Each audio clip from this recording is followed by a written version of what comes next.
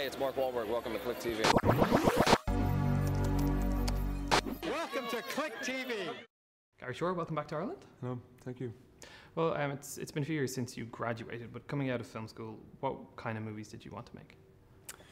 I think well, the last year that I was in film school was 2005, 2006, and I think the film that most impressed me or affected me that year was Munich. I mean, films I've always been impressed by or loved was just Spielberg's films or David Fincher's movies and Scorsese, Paul Thomas Anderson, James Cameron, Christopher Nolan. I think it's a combination of being able to tell small, intimate stories with a kind of huge backdrop, and try and do it on a grand scale. I don't know. You've been on Dracula Untold for, I think it's around 3 years now. What's it like to come to the end of that process? It's pretty amazing. I'm not going to miss not getting sleep, put it that way. I visited the set actually Halloween Day last year, and the scale of the production was huge. I thought it was amazing, but seeing the actual film, it's way bigger. I didn't expect it to be quite so epic. Were you surprised by that reaction from anyone, or I suppose you always expected it? I haven't watched it with an audience. Okay. Wow. Yeah, I'm about to, an hour from now, watch it with an audience for the first time. So I'm sure people will tell me afterwards if they enjoyed it, they hated it, they felt it was epic enough, it was right.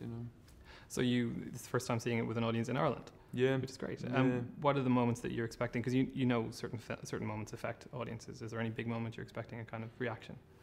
I'm looking forward to see how the transition between Vlad, the historical character, into Vlad, the beginnings of Dracula. If those moments work and this swing from this Faustian bargain into Vlad being able to use these powers, if that transition works really well, and to that effect, like Vlad vs. 1000 was a lot of fun to go and make, and Luke worked his arse off to be able to deliver. So I mean, it's a fun moment in the film. That's right. Well, it's almost like a Matrix scale scene, I suppose. Do you have any touchstones like that when you're shooting something? Kind of. No, I basically just told our stunt coordinator, Buster Reeves, I said, just give me our old boy. What's our medieval old boy scene? Of course, people are kind of talking about this as your first film, but you've actually been working on projects for years. Does it still feel like a massive step up then to take on something like this? It is. You learn a lot along the way. No matter how much reading and preparation you do beforehand, the reality is when you're shooting, you throw a lot of that out the window, and you have to start relying on instinct and rely on the people around you. I'm only as good as the crew that I'm working with.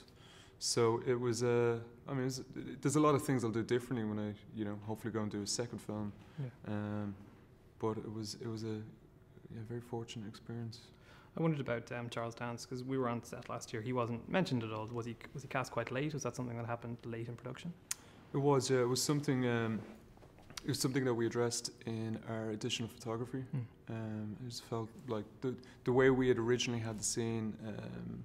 It was done as a Caligula character, and we did a different actor there, and we had two scenes of exposition beside each other between that and a Baba Yaga character that we had to kind of condense into one scene, and we stripped it down, and Charles stepped in and did his very menacing thing. That's great. Yeah. So there's some material then that wasn't in this version. Would you ever consider an extended cut or something like that? No, it'll be in the DVD. I honestly don't think it will benefit the film being in there. If I felt like this is something that has to be in a director's cut, but I don't like looking at director's cut where the director's cut of films where it actually it takes away from the film. We'll talk about the ending just briefly. Obviously, it's a very cool ending, and it's something that I didn't expect. Do you feel like you're setting yourself up for sequels, or have you talked about that kind of wider world of Universal movies?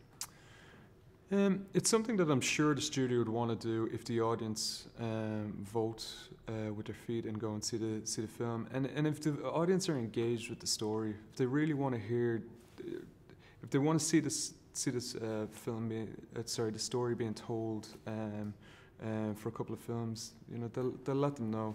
Me, I'm just focusing on one film at a time, and you know. Well, after 3 years on Dracula Untold, what would you like to do next? Ideally, if you could do anything. I had a meeting with one of the executives over in Warner Brothers recently, and he asked me the same thing. And I said to him, if this was a situation where I could do any film next, what would it be? And I said, I'd love to do Lone Wolf and Cub in Japanese. And the meeting ended like that. Fair enough. And what are you actually going to do next? Do you know yet? No idea. No idea. I'm going to take a little bit of a break at the end of the year and then come back fresh in January and figure it out again.